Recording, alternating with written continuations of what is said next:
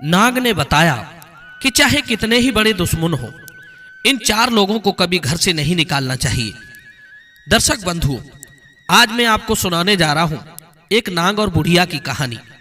ये कहानी अगर आपने ध्यान से सुन ली तो भविष्य में ऐसी गलतियां करने से बच जाओगे जिनको करने से मनुष्य बहुत बड़े पाप का भागी बनता है।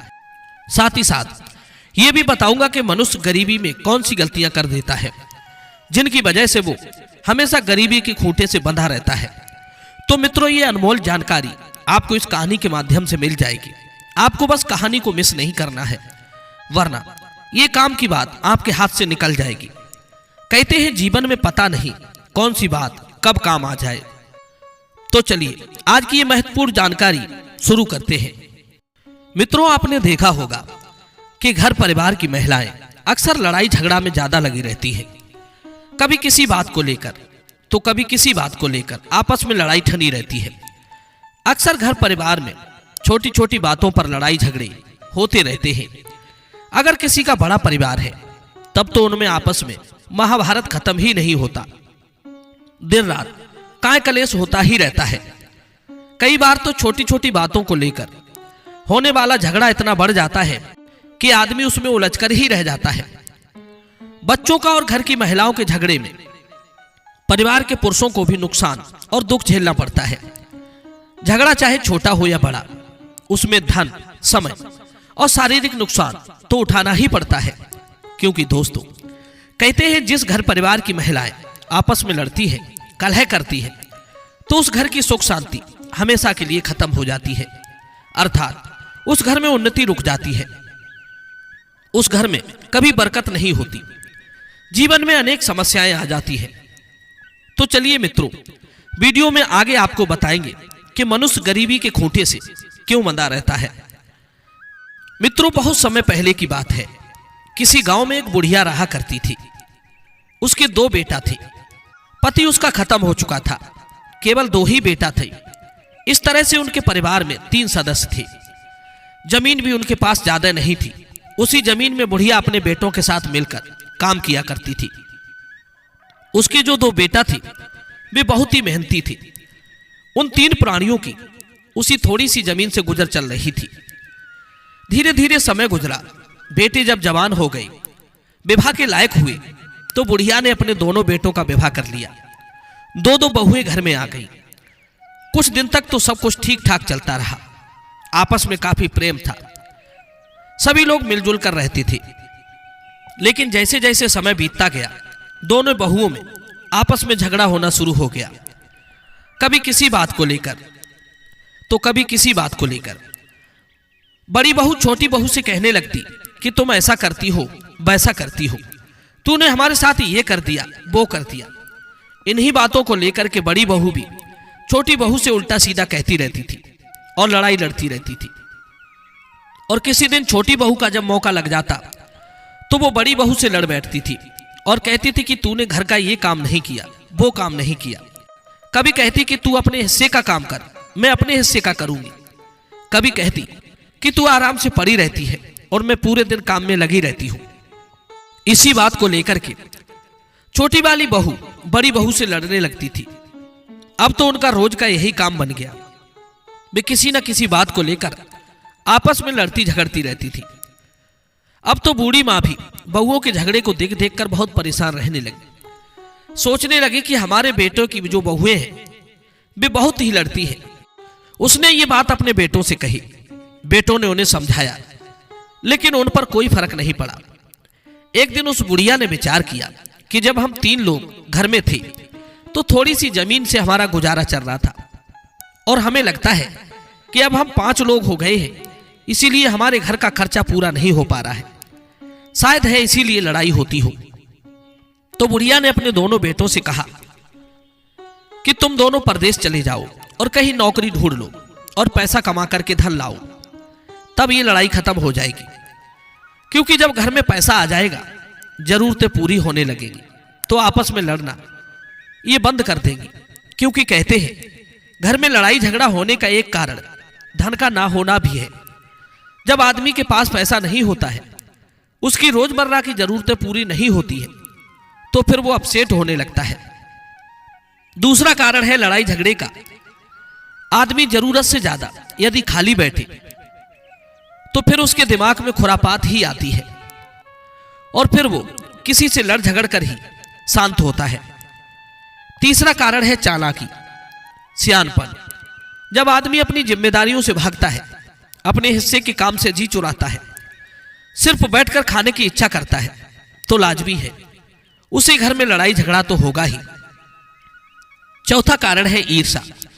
जब आदमी दूसरे को तरक्की करते हुए देखता है और खुद को आगे नहीं बढ़ा पाता है तो फिर उसे जलन होने लगती है और वो स्थिति में लड़ाई झगड़े ही करता है।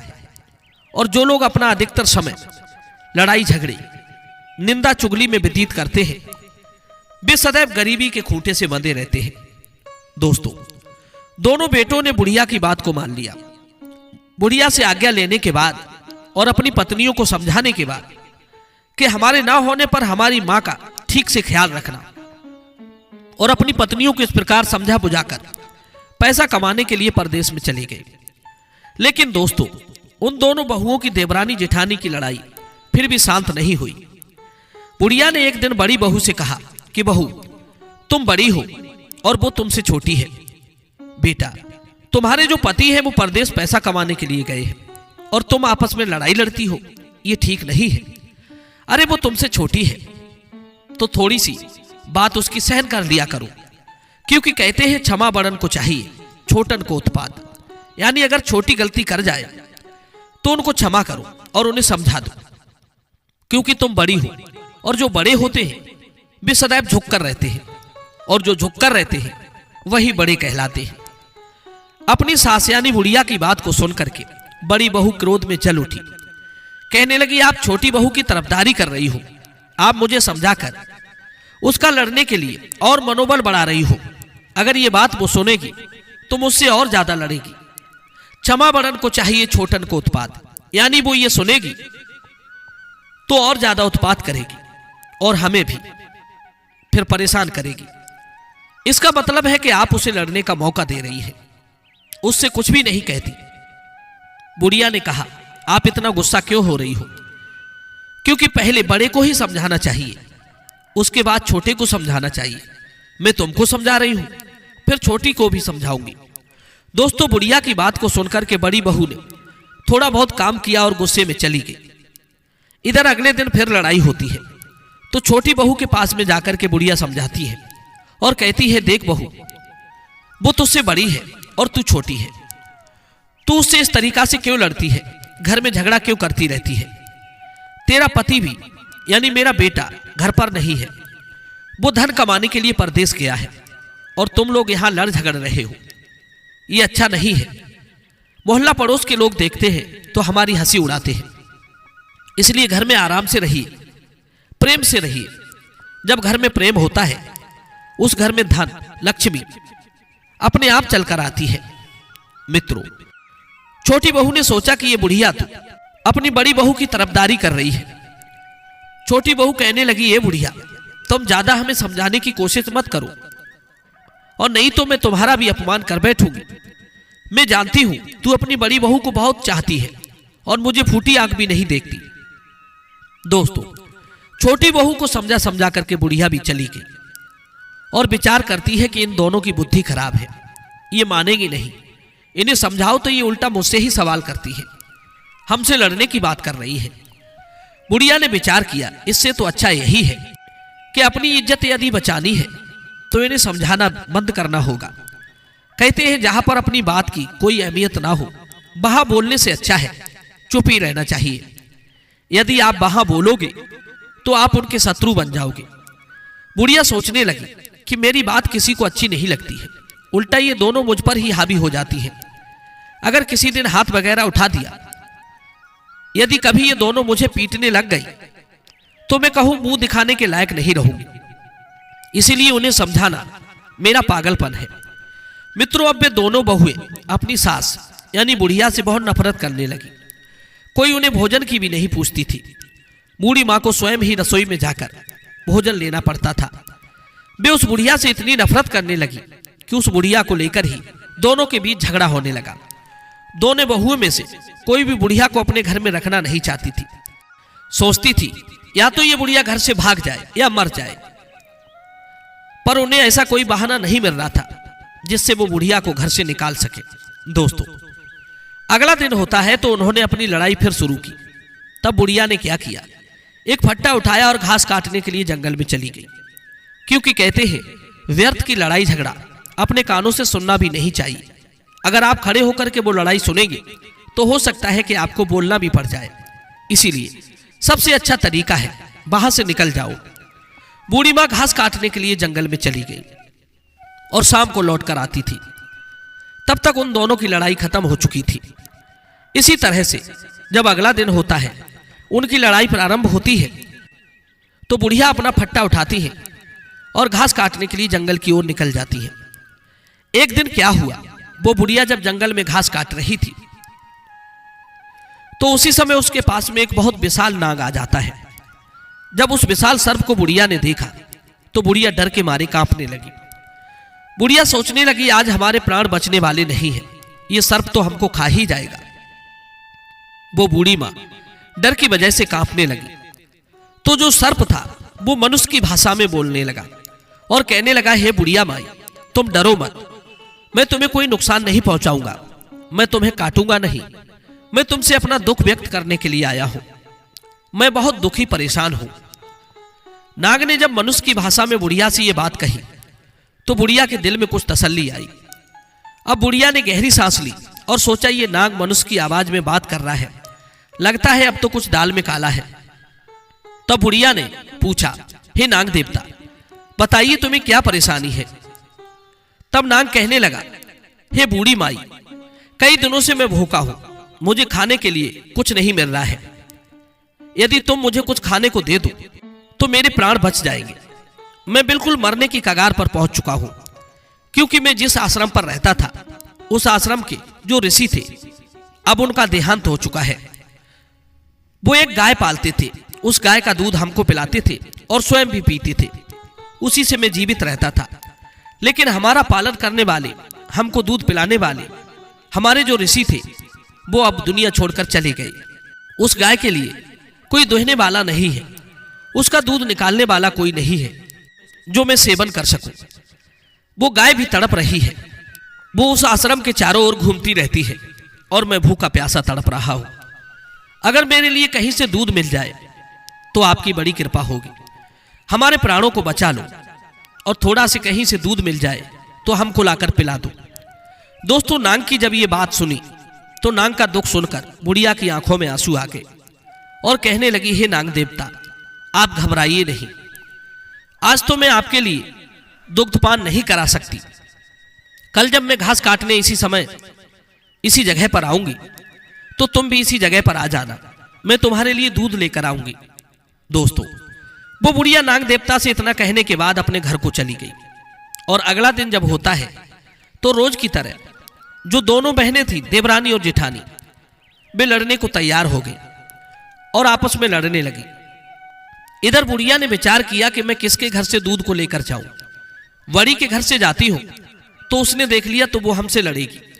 छोटी वाली के घर से दूध ले जाती हूं, अगर उसने देख लिया तो वो भी हमसे लड़ने लगेगी। मैं किसके घर से दूध लेकर जाऊं। फिर उसने विचार किया, चलो एक दिन बड़ी वाली के घर से चुरा कर दूध ले जाती हूं और दूसरे दिन छोटी वाली के घर से ले जाऊंगी, इसलिए उन्हें पता भी नहीं चलेगा और मैं सर्प के लिए दूध पिला दिया करूंगी। दोस्तों, बुढ़िया ने वैसा ही किया। बड़ी वाली के घर से उसने थोड़ा सा दूध लिया और दूध को लेकर फट्टे में छिपा करके घास लेने के लिए जंगल में चली गई। और जब वो घास काटने उसी स्थान पर पहुंच जाती है तब तक वो नाग भी आ जाता है और कहता है, बुढ़िया माई, मेरे लिए कुछ दूध लेकर आई हो क्या। जवाब दिया, हाँ नाग देवता, मैं तुम्हारे लिए दूध लेकर के आई हूं। दोस्तों, उस बुढ़िया ने तुरंत वो दूध नाग के आगे रख दिया। जब नाग ने दूध पी लिया तब उसकी आत्मा में कुछ तृप्ति हुई, उसे शांति मिली। तब नाग कहने लगा, हे बूढ़ी माँ, आपने आज हमारी जान बचा ली, आपने मेरे ऊपर बहुत बड़ा उपकार किया है, मैं आपके एहसान को जिंदगी भर नहीं भूलूंगा।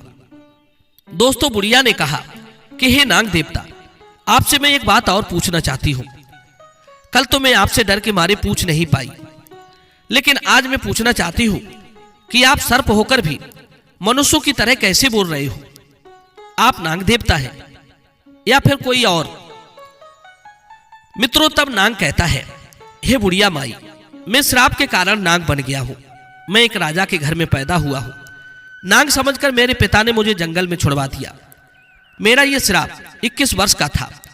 मेरी मुक्ति में अब ज्यादा समय बाकी नहीं है।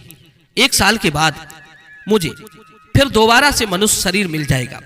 मैं उस समय का इंतजार कर रहा हूं। दोस्तों, नाग ने अपनी सारी दास्तान बुढ़िया को समझाई। बुढ़िया को उस नाग का दुख सुनकर उससे ममता हो गई।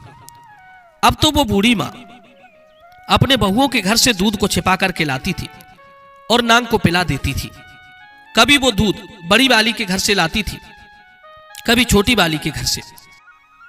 इस तरह से वो रोज नाग को दूध पिलाने लगी। नाग भी रोजाना उसी स्थान पर आ जाता था और बूढ़ी मां के हाथों दूध पीकर बहुत प्रसन्न होता था। उसे ऐसे लगता था जैसे उसकी सगी मां मिल गई हो। मित्रों, एक दिन क्या हुआ, उन बहुओं ने देखा कि रोज उनका दूध कम हो जाता है। उन्होंने आपस में विचार किया और एक दूसरे से कहा। छोटी ने बड़ी से कहा कि हमारे दूध को कोई चुरा लेता है। हमारा दूध कम कैसे हो जाता है? हर तीसरे दिन हमारा दूध कम हो जाता है। बड़ी वाली ने भी कहा कि हमारा भी हर तीसरे दिन दूध कम हो जाता है। हमारे दूध को लगता है कोई चुरा लेता है। चुराने के लिए हमारे घर में कौन आएगा? फिर उन्होंने विचार किया कि केवल बुढ़िया ही रसोई के अंदर जाती है और तो कोई जाता नहीं। फिर हमारे दूध को भला कौन चुरा सकता है? पड़ोसी हमारे घर में आते नहीं है। तब छोटी वाली ने कहा, दीदी, तुम्हारा चोर मेरा चोर एक ही है। चलिए हम उसे छिपकर के देखते हैं। दोनों ने योजना बनाई और छिपकर देखने लगे। इधर अगला दिन होता है तो बुढ़िया रोज की तरह बड़ी वाली के घर में जाती है और रसोई में घुस जाती है। वे दोनों जो थी वे छिपकर के देख रही थी। बुढ़िया ने बड़ी वाली के घर से दूध को लिया और फट्टे में छिपाया और घास के बहाने जंगल को चली गई। इधर बुढ़िया को दूध ले जाते वे दोनों देख रही थी। तब छोटी वाली ने कहा कि चलिए देखते हैं ये बुढ़िया दूध को लेकर जंगल में कहां जाती है और किसे पिलाती है। खुद पीती है या किसी को और को पिलाती है। बुढ़िया जंगल की ओर चलती चली गई। पीछे पीछे छिपकर वे दोनों बहनें देखने के लिए चली आई। इधर बुढ़िया उसी जगह पर पहुंची जहां घास काटती थी, जहां रोजाना दूध पीने के लिए वो सर्प आया करता था। उधर दोनों बहुएं दूर से छुप करके ये देख रही थी। वे क्या देखती है कि बुढ़िया के पास में एक बड़ा भयंकर नाग आता है और बुढ़िया उस दूध को उसी नाग को पिलाने लगती है। नाग दूध पीने लगता है। दोस्तों, बहुओं ने जब देखा कि बुढ़िया उसे भयानक सर्प को दूध पिला रही है और ये नाग तो बड़ा ही विशाल है, ऐसा नाग तो हमने कभी नहीं देखा। नाग को दूध पीता देखकर वे दोनों घबरा उठी। डर के मारे उनके पैरों के नीचे जमीन खिसक गई। कहने लगी, लगता है ये सर्प कोई राक्षस है और ये बुढ़िया भी उसकी कोई साथिन है जो हमारी सासू है। लगता है ये बुढ़िया कोई डायन है। कहीं ऐसा तो ना हो कि हमारे लिए किसी दिन ये बुढ़िया खा जाए और हमारे बच्चों को भी खा जाए। हम इसको आज घर में नहीं घुसने देंगे। दोस्तों, उन दोनों को बहाना मिल चुका था। ऐसा निर्णय लेने के बाद वे दोनों बहुएं अपने घर चली आई। इधर बुढ़िया नाग को दूध पिलाती है और घास लेकर के अपने घर की ओर चल देती है। और घर की ओर जब चली, घर पर पहुंची तो देखा कि घर का द्वार बंद था और दोनों बहुएं जो थी डंडा लेकर के भीतर खड़ी हुई थी। जाकर के बुढ़िया माई ने कुंडी खटखटाई तो दोनों बहुओं ने दरवाजा खोला। बुढ़िया ने देखा कि दोनों बहुएं अपनी साड़ी का पल्ला अपनी कमर में बांधे खड़ी है और हाथ में डंडा पकड़े हैं। बुढ़िया ने देखा कि ये क्या माजरा है, इन दोनों ने ये कैसी हुलिया बना रखी है, ये हाथ में डंडा क्यों लिए खड़ी है। तो बुढ़िया पूछने लगी कि तुम दोनों इस प्रकार क्यों खड़ी हो। तब वे दोनों एक साथ कहती है, अरे बुढ़िया, तू एक डायन है, तू हमें किसी दिन खा जाएगी, हमारे बच्चों को भी मार देगी। बुढ़िया ने कहा, अरे बहू, क्या तुम पागल हो गई हो? मैं तुम्हारी सास हूं, कोई डायन नहीं हूं जो तुम्हारे बच्चों को खा जाऊंगी। अरे तुम्हारे बच्चे तो हमारे पोता पोती हैं जो हमारे बेटों से भी प्यारे हैं और तुम कैसी बातें कर रही हो? तब वे दोनों बहुएं कहती हैं, अरे बुढ़िया, हमें पागल मत बना, हमने तुझे देख लिया है। तू एक महाभयंकर सर्प को दूध पिलाती है, हमारे घर से चोरी करके दूध ले जाती है और उस नाग को पिला आती है। वो सर्प कोई राक्षस है और तू उसके साथ में कोई चुड़ैल या डायन है, और हम तेरा विश्वास बिल्कुल नहीं करेंगे। आज के बाद तुम्हारे लिए इस घर में कोई जगह नहीं है, तुम्हें इस घर में हम घुसने नहीं देंगे, और ज्यादा जबरदस्ती की तो यहां से फिर जिंदा बचकर नहीं जाओगी। इसलिए अच्छाई इसी में है कि तू यहां से सीधे वापस चली जा। आज से तेरा हमसे कोई संबंध नहीं। मित्रों, बुढ़िया ने बहुत सफाई दी। बुढ़िया ने कहा, तुम लोग जो सोच रही हो ऐसा कुछ भी नहीं है, ये मेरा घर है और हमें अंदर आने दो। दोस्तों, परिणाम ये हुआ कि दोनों बहुओं ने उस बुढ़िया के लिए घुसने ही नहीं दिया। बुढ़िया ने जबरदस्ती की तो एक डंडा बुढ़िया के जमा दिया और उसे धक्के मारकर घर से बाहर निकाल दिया। मित्रों, रात का समय था, रात हो चुकी थी। अब बुढ़िया रोने लगी, कहने लगी, हे बहुओं, मैं इतनी रात को कहां जाऊंगी? तब बहुओं ने कहा, कहीं भी जाकर मरो, हमें तुमसे कोई मतलब नहीं। और इतना कहने के बाद उन दोनों ने दरवाजा बंद कर लिया। दोस्तों, बुढ़िया रोती रही। फिर उसने विचार किया, अब रोने से क्या फायदा होगा, ये दोनों तो दरवाजा नहीं खोलेंगे, कहीं और रुकने का ठिकाना ढूंढना चाहिए। अब तो वो बुढ़िया रोती हुई रात्रि में उसी जगह पर जाती है जहां घास काटती थी और उसी नाग का इंतजार करने लगी। लेकिन रात में नाग नहीं आया, क्योंकि उसका समय था, वो दिन में ही आता था। जिस जगह पर नाग को दूध पिलाती थी उसी जगह पर एक बरगद का विशालकाय पेड़ था, और उसी बरगद के पास में बुढ़िया लेट जाती है। पूरी रात उसी बरगद की जड़ के पास में बैठ करके व्यतीत की। सवेरा होता है, दिन निकलता है। रोज की तरह समय अनुसार नाग वहीं पर आता है, और जब नाग वहां आ जाता है तो बूढ़ी माँ उसे नजर नहीं आती है।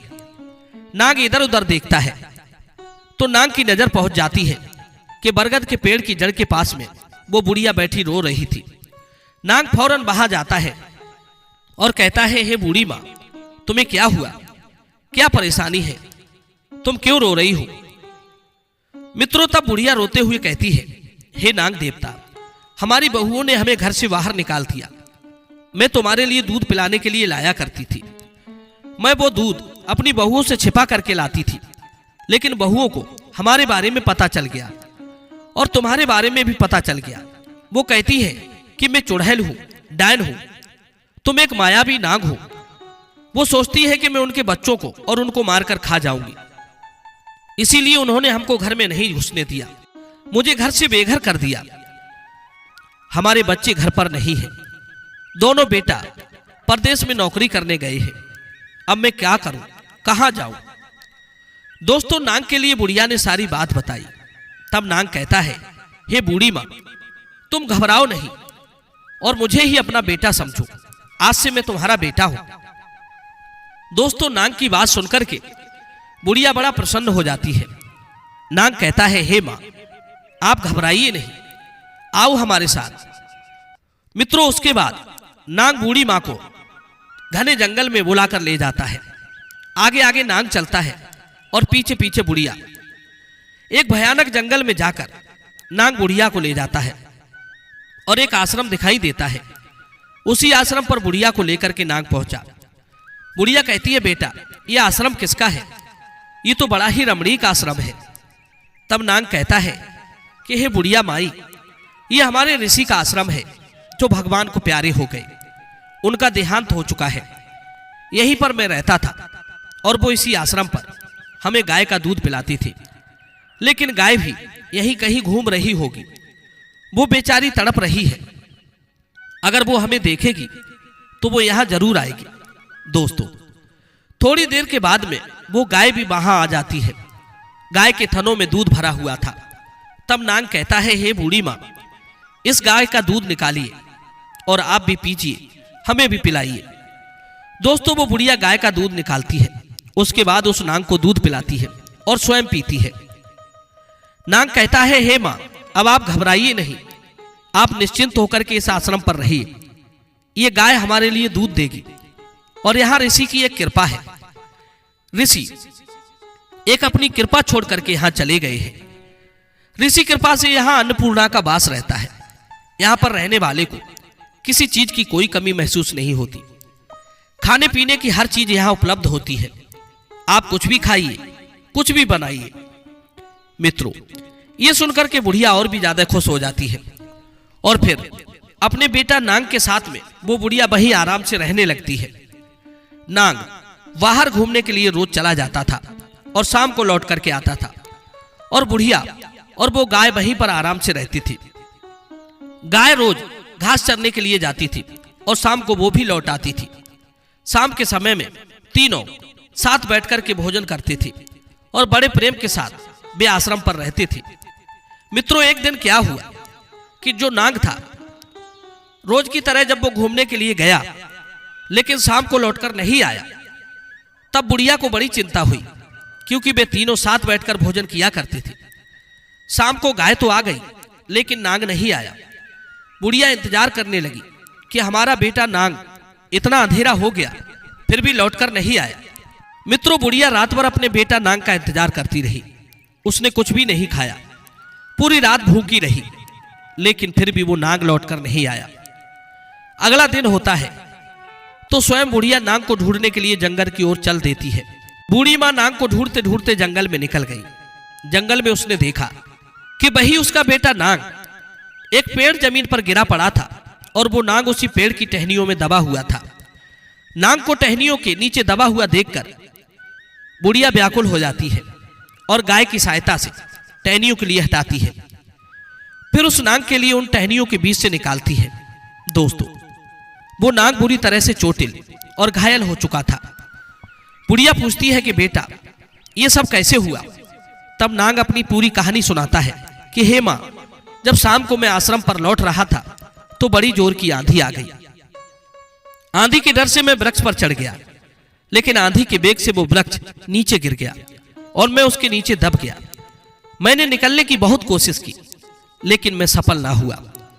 मैं सोचता रहा कि मेरी बूढ़ी मां इंतजार कर रही होगी, लेकिन मैं निकल नहीं पाया। मेरे चोट भी लग गई। तब बुढ़िया कहती है, बेटा तुम घबराओ नहीं, चलो मैं तुम्हारा इलाज कर देती हूं। मित्रों, इस प्रकार से बुढ़िया नांग को लेकर आश्रम पर आती है और कुछ जड़ी बूटियां पीस कर लाती है और उनका लेप बनाकर सर्प के चोटिल शरीर पर लगा देती है। धीरे धीरे रोज लेप लगाने से उस नांग की जख्म भरने लगा। लेप लगाते लगाते बुढ़िया ने नांग को बिल्कुल सही कर लिया। धीरे धीरे एक वर्ष बीत गया और उस नांग का भी श्राप खत्म हो चुका था। धीरे धीरे वो मनुष्य शरीर में बदल गया। अब तो वो एक बड़ा ही सुंदर राजकुमार बन गया। नांग को एक सुंदर रूपवान राजकुमार के रूप में देखकर बुढ़िया बहुत खुश हो जाती है और बार बार उसे पुचकारती है। बुढ़िया की खुशी का कोई ठिकाना नहीं रहा। तो वे कुछ दिन तक तो उस आश्रम पर रहते रहे। फिर बुढ़िया ने एक दिन कहा, बेटा चलिए अब तुम्हारे पिताजी के पास चलते हैं।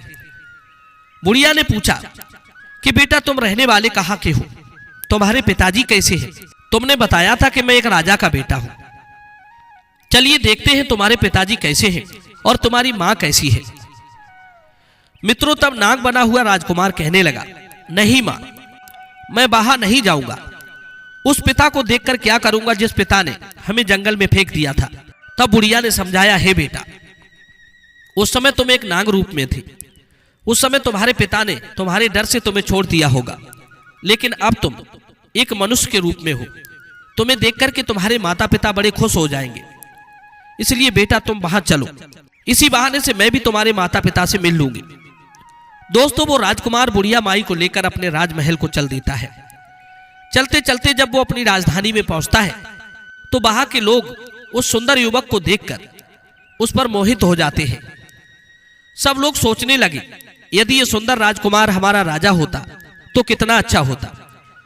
वे दोनों उस नगर में प्रवेश करते हैं और वहां के सिपाहियों से पूछते हैं कि हमें यहाँ के राजा से मिलना है। तो सिपाही लोग राजा के मंत्री के पास उस बुढ़िया और राजकुमार को पहुंचा देते हैं। मंत्री के पास में जब बुढ़िया और बेटा पहुंचते हैं तो उन्होंने राजा से मिलने का आग्रह किया। कहा कि हे मंत्री साहब, हम यहाँ के राजा रानी से मिलना चाहते हैं, कहाँ है वो? दोस्तों, तब महामंत्री कहता है कि हे बेटा, हमारे राजा और रानी इस समय मिलने की स्थिति में नहीं है। उनकी हालत बहुत ज्यादा खराब है। राजा साहब अपने राज्य को भी नहीं देख पा रहे हैं। यहाँ का सिंहासन बिल्कुल सूना पड़ा है। तब लड़के ने जिद की और बुढ़िया ने भी कहा कि नहीं महामंत्री, कोशिश करिए कि हमें उनसे मिल सके। हमारा उनसे मिलना बहुत जरूरी है। तब मंत्री कहता है कि राजा साहब बहुत बीमार हैं। ये बात 21 साल पुरानी है। रानी ने एक सरब को जन्म दिया था। राजा साहब ने जब सरब को देखा तो वे बड़े भयभीत हुए। उन्हें बड़ा बुरा लगा। रानी के लिए तो वो सर्प भी प्यारा था, क्योंकि मां के लिए उसका बच्चा कैसा भी हो उसके लिए प्रिय होता है। लेकिन राजा ने सोचा कि ये बात समाज के लोग जानेंगे कि राजा के घर में पुत्र की जगह एक सर्प पैदा हुआ है, तो वे सब हमसे घृणा करेंगे। इसीलिए राजा ने उस नांग के लिए जंगल में फेंकवा दिया। और तब से राजा रानी जो है उनका शरीर सूखकर कांटा हो गया है और राज सिंहासन को उन्होंने छोड़ दिया है। कभी सिंहासन पर विराजमान नहीं होते हैं और अपने महल में राजा रानी बुरी तरीके से मायूस अवस्था में पड़े रहते हैं।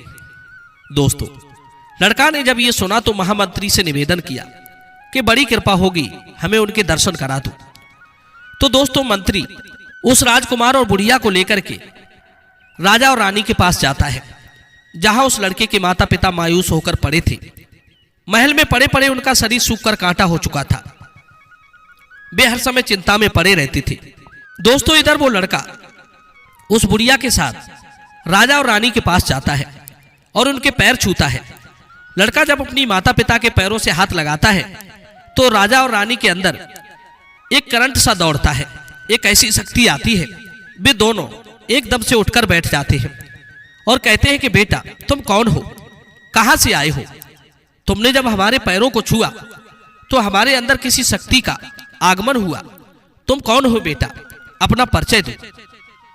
तब वो लड़का कहता है कि हे पिताजी, मैं आपका बेटा हूं और आपकी रानी मेरी मां है। मैं तुम्हारा पुत्र हूं। मैंने तुम्हारे गर्भ से जन्म लिया था। मैं नाग रूप में पैदा हुआ था। पिताजी ने मुझे जंगल में छुड़वा दिया था। मुझे 21 वर्ष का श्राप लगा हुआ था। 1 साल पहले मेरा श्राप खत्म हो चुका है। अब मैं पुनः मनुष्य बन गया हूं। मित्रों, इतनी बात सुनने के बाद राजा और रानी झपटकर उसे अपने सीने से लगा लेते हैं और बार बार उसे पुचकारते हैं। राजा और रानी की खुशी का ठिकाना नहीं रहा। वर्षों बाद उन्हें अपने पुत्र के दर्शन हुए थे। राजा बार बार अपने बेटे से क्षमा मांगता है कि बेटा, मैंने तुम्हें त्याग कर बहुत बड़ी भूल कर दी थी, मुझे क्षमा कर दो। कहते हैं मनुष्य को इन 4 का कभी त्याग नहीं करना चाहिए। नंबर 1 बालक, नंबर 2 वृद्ध, नंबर 3 पागल, नंबर 4 शरण में आए हुए का कभी त्याग नहीं करना चाहिए। इन्हें कभी अपने घर से नहीं निकालना चाहिए। राजा ने सबके लिए सूचना दे दी कि यही मेरा बेटा है, राजकुमार अब कल से राजगद्दी पर बैठेगा। अगले दिन राजा उसका राज्याभिषेक करते हैं। मित्रों, इधर राजा रानी अपने पुत्र के लाड़ प्यार में लग जाते हैं। उधर वो बुढ़िया जो थी वो कुछ उदास हो जाती है। सोचने लगती है ये तो अपनी मां से मिल गया, अब मैं कहां जाऊं। दोस्तों, तब वो लड़का कहता है, हे बूढ़ी मां, तुम तो हमारी मां हो, जन्म देने वाली मां मेरी ये है और तुमने मुझे पाला है, मेरे प्राणों की रक्षा की है। इसलिए हमारी जन्म देने वाली मां से तुम्हारा दर्जा ऊंचा है। तुम क्यों घबरा रही हो? तुम्हें इस बात की चिंता है कि हमें कोई नहीं पूछेगा। आज से तुम यहाँ की राजमाता कहलाओगी। मित्रों, राजकुमार ने बूढ़ी मां को राजमाता घोषित कर दिया। अब बुढ़िया बहुत ही प्रसन्न होती है। मित्रों, इधर उस बुढ़िया के बेटा जब दोनों घर लौटकर आते हैं और अपनी बूढ़ी मां के लिए घर पर नहीं पाते हैं, तब अपनी पत्नियों से पूछते हैं कि हमारी बूढ़ी मां कहां गई। तब उनकी पत्नियां बताती हैं कि तुम्हारी बूढ़ी मां डायन थी, चुड़ैल थी, इसलिए मैंने उनको मारकर भगा दिया। वो रोजाना नाग को दूध पिलाने जंगल में जाती थी। अपनी पत्नियों के मुख से ये बात सुनकर बुढ़िया के दोनों बेटे आग बबूला हो गए और अपनी पत्नियों को खूब डांटते फटकारते हुए उन्हें घर से निकालने लगे। कहते हैं तुम्हें शर्म नहीं आती? तुम हमारी मां के लिए चुड़ैल और डायन बता रही हो। कहां है हमारी मां? जल्दी बताओ, नहीं तो तुम्हारी खैर नहीं।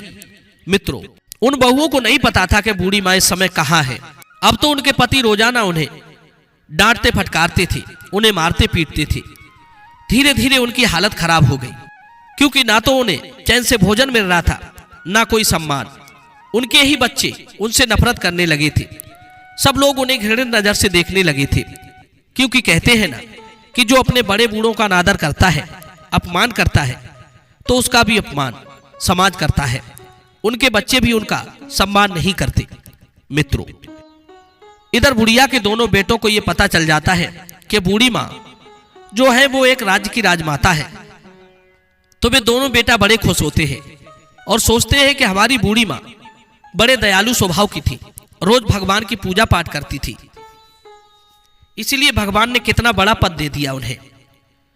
दोनों बेटे सुनकर के बड़ा खुश होते हैं और फिर वे राज दरबार में जाते हैं और राजा के माध्यम से अपनी बूढ़ी माँ राजमाता से मिलते हैं और राजमाता से कहते हैं कि हे माँ, अब तुम घर पर चलिए, हम तुम्हें बुलाने आए हैं।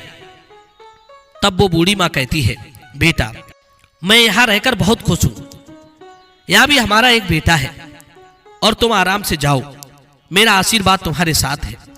अपनी पत्नी और बच्चों के साथ खुशी से रहो। दर्शक बंधुओं, अपनी मां का आशीर्वाद लेकर वे दोनों भाई वहां से चले आते हैं। बूढ़ी मां के बेटा और पोते तो अपने जीवन में बड़े खुश थे, लेकिन उन बहुओं के जीवन में दुख ही दुख आ चुका था। उन्हें उनके कर्म का फल मिल रहा था। दोस्तों मित्रों, ये कहानी आपको सिखाती है, अक्सर उन महिलाओं के लिए शिक्षा देती है जो स्त्रियां अपने बड़े बूढ़ों से लड़ाई करती है, झगड़ती है, उनका अपमान करती है। उनकी औलाद उनका भी अपमान करती है। आगे चलकर के उनकी ही संतान उन्हें दुख देती है। और जो महिलाएं आपस में लड़ती झगड़ती रहती है, उनका भी बुरा हाल होता है, उन दोनों बहुओं की तरह। इसलिए मेरा तो आपसे निवेदन है कि आप आपस में कभी लड़ाई झगड़ा मत करना, प्रेम से मिलजुल कर रहना, क्योंकि लड़ाई झगड़ा करने से घर में कलह कलेश बढ़ने लगती है, घर की सुख शांति नष्ट हो जाती है और घर में भयानक दुख आने लगता है। अगर आप अपने जीवन में खुशियां चाहते हैं तो आपस में कभी मत लड़ना। और देवरानी जिठानी जो भी महिलाएं घर परिवार में होती है, वो आपस में प्रेम बना करके रहे, अपने बड़े बूढ़ों की सेवा करें। ऐसी स्त्रियों की समाज में उनकी कीर्ति, उनका यश बढ़ता है और उनकी औलाद के द्वारा उन्हें सदैव सम्मान मिलता है। दर्शक बंधु, ये कहानी आपको कैसी लगी कमेंट सेक्शन में अपनी राय जरूर देना। तो चलिए मिलते हैं आपसे अगली वीडियो में एक और चर्चा के साथ। आप सभी का बहुत बहुत धन्यवाद। जय श्री कृष्णा।